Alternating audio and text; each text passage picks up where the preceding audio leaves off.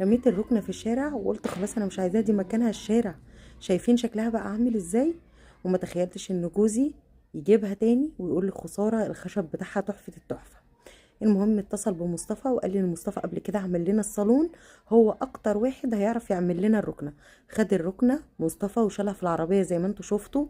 كان شايلها شكلها صعب جدا زي ما انتوا شايفين. بعد اما جابها اتفاجئت، قعدت بالظبط عنده 20 يوم.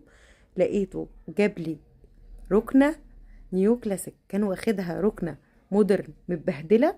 زي ما انتوا شايفين رجعت ركنة نيو كلاسيك بجد تحفة التحفة. شايفين شكلها واللون بتاعها طلع زي ما انا اخترتها.